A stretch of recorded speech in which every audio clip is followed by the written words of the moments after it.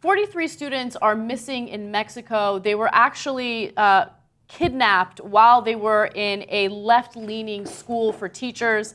And people have been wondering where they were. And unfortunately, authorities have found the remains of one individual and identified who that person is. So according to the Associated Press, the family member of a missing student told the Associated Press that the remains were of Alexander Mora. The families were given that information late Friday by an Argentine team of forensic experts working on behalf of the relatives and with the Attorney General's office. So the cartels in the area had admitted to killing 43 students, okay? And they said that they burned these students and they're no longer alive.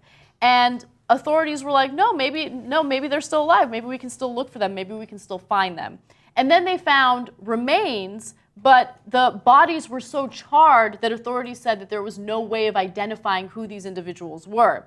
That was when Argentine forensics experts came in and started analyzing the remains, and unfortunately, they found that one of the people was identified, and that's Alexander Mora. Now, this story is so crazy in the way that it all went down, because apparently what had happened was the students were protesting against the mayor in the area, and the mayor didn't like that. And so as a result, he asked the authorities, the cops in the area, to kidnap these students, all 43 of them, and then hand them over to the cartels. And then the cartels allegedly killed them. Yeah, so the cartels are working with the cops and the mayor, Jose Luis Abarca. His wife is rolled up in it too, because it was her speech. Yeah, that's right. Exactly. That he didn't want interrupted. That's right. So it's the mayor and his wife. They have arrested 80 people. Have been arrested. 44 police officers from Iguala and Cocula, and the mayor, Jose Luis Abarca, I think his wife too. It also forced the governor of Guerrero to resign.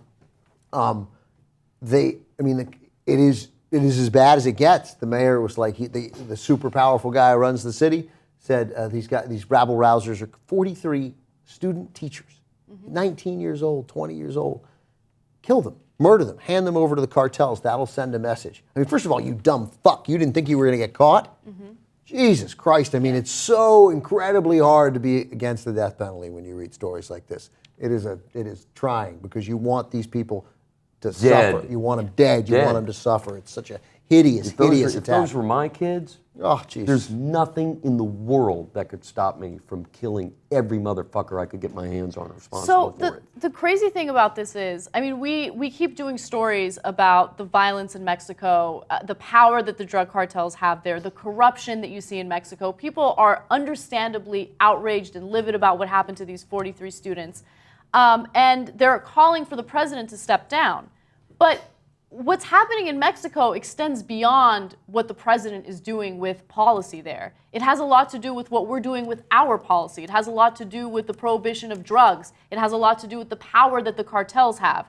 The fact that the cartels are so powerful is really the root of this issue. If you take that power away from them by legalizing drugs and they no longer have their main revenue source, they don't have the ability to do the things that they do and get away with it. There's a reason why the cops are in cahoots with the cartels. The cartels are much more powerful than even the military in Mexico at this point.